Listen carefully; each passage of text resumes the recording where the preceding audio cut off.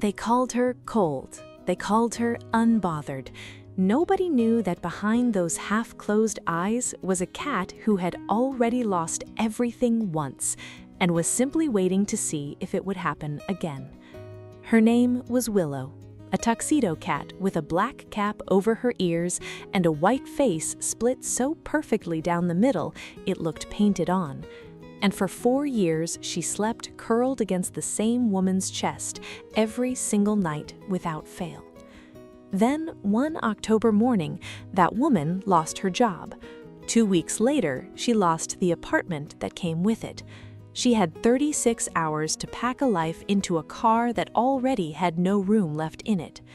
She drove Willow to a quiet street on the edge of town, the kind with porches and hedges and people who might notice a cat and take her in. She set the carrier down gently, she opened the door, and she did not look back when she walked away. Willow did not run after the car, she did not cry out. She simply sat down on the porch steps of a stranger's house and watched the taillights disappear around the corner. That is the part of these stories nobody wants to talk about. The people who leave animals behind are not always cruel. Sometimes they are simply out of choices, out of time, out of road. Willow waited on that porch for 11 days. She did not wander into the yard. She did not explore the neighborhood.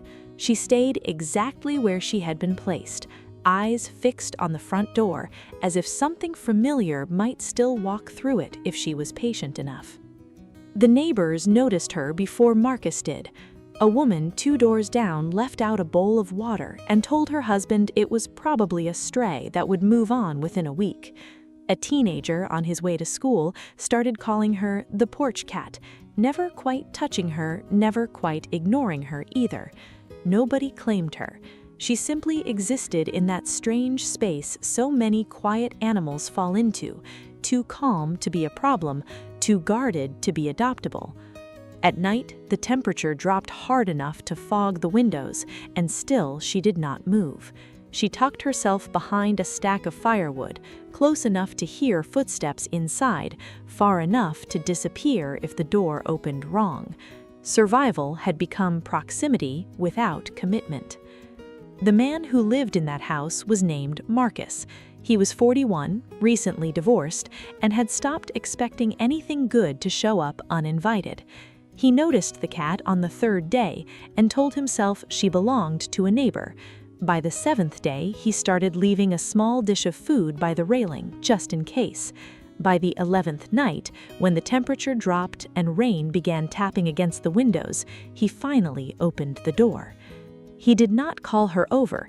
He did not reach for her. He simply stood there for a long moment, looking at the small, damp shape huddled against the porch column.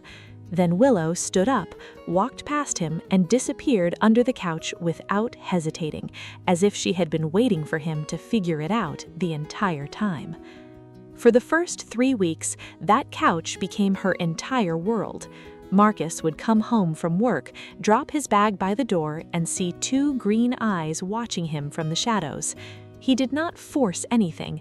He simply talked to her in a low, even voice while he made dinner, the same way you might talk to someone still deciding whether to trust you. He learned her patterns before he ever learned her personality. She came out to eat only after the lights were dimmed. She sat at the edge of the hallway when he watched television, close enough to feel included, far enough to leave quickly if she needed to. Visitors called her standoffish, cold, unbothered by anyone or anything. Marcus never corrected them. He just knew something they didn't. A friend who came over for dinner reached toward her once, too fast, too eager, and Willow flattened her ears and slid off the couch without a sound. "She really doesn't care about anyone, does she?" the friend laughed. Marcus didn't answer right away. He had seen her watch that friend leave, ears still tucked, long after the door had closed. That wasn't indifference, that was memory. He noticed what everyone else missed. She avoided his hands but leaned into his voice. She refused to be picked up but positioned herself, night after night, exactly 1 cushion away. She wasn't choosing distance because she felt nothing. She chose it because she had already felt too much once, and it cost her everything. On the 22nd night, he woke up to a small weight pressing against his side. Willow had climbed onto the bed on her own, curled into the space behind his knees, and fallen asleep as if she had always slept there. He didn't move. He barely breathed. He just lay there in the dark, quietly stumped that the cat everyone called unfeeling had chosen deliberately to be close to him. If this part of the story is already sitting heavy in your chest, stay with us. There is so much more of Willow's journey still ahead, and stories like hers deserve to be told all the way to the end. Consider hitting subscribe so we can keep sharing the animals the world almost forgot. The months that followed changed both of them in ways neither expected. Marcus, who would spend a year avoiding his own empty house, started coming home earlier just to see her. Willow, who had spent 11 days learning that people leave, slowly began testing whether this one might actually stay. She never became the kind of cat who greeted him at the door with theatrical affection. She still walked away when strangers reached for her too quickly. She still watched from a distance before deciding a moment was safe.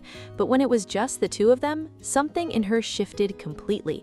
She began sleeping against his chest, the exact place another woman once slept years ago. She began following him room to room, not clinging, just present, a quiet shadow that had finally found somewhere worth staying. Then, on a February evening, almost a year after that rainy night on the porch, Marcus came home from work with a fever he had been ignoring for 2 days. He barely made it to the couch before his legs gave out beneath him. He remembers the room tilting. He remembers reaching for his phone and missing it by inches. What he remembers most was Willow. She did not hide. She did not retreat to her usual corner the way she had always had during loud or frightening moments. She climbed directly onto his chest, planted herself there, and pressed her face against his jaw, purring low and insistent, the way a heartbeat sounds when you press your ear against someone's ribs. She stayed there through the worst of it, through the chills and the confusion, until his neighbor happened to knock about a delivery and heard him calling weakly through the door. The ambulance arrived within minutes. The paramedics later told him that a fever spike like his, left alone much longer, could have ended very differently. When he came home from the hospital 2 days later, Willow was sitting exactly where she had been left, in the window facing the street, watching for his car. People still ask Marcus what kind of cat Willow is.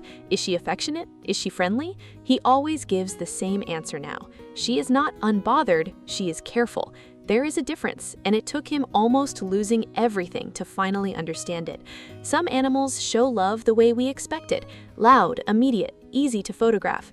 Others show it quietly, on their own timeline, only once they are certain it will be safe to. Willow was never cold, she was simply waiting for someone patient enough to notice the difference. Would you have looked twice at the quiet cat on a stranger's porch, or assumed, like everyone else, that she simply didn't care? Tell me honestly in the comments below.